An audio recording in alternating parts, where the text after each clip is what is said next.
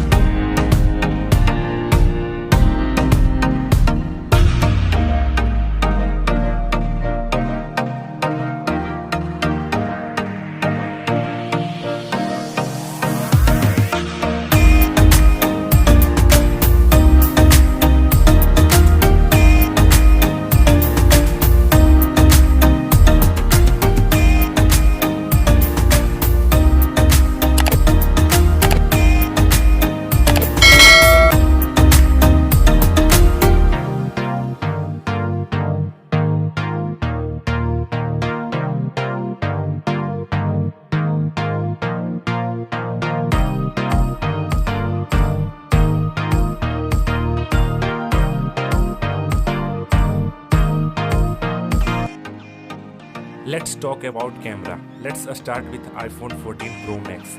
Its primary camera have 12 megapixel aperture 1.5, ultra wide also 12 megapixel aperture 1.8 or telephoto of 12 megapixel aperture 2.2 or SDR LED flash.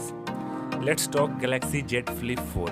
It's have a dual camera setup and its primary camera have 12 megapixel aperture 1.8, ultra wide 12 megapixel aperture 2.2 or SDR LED flash.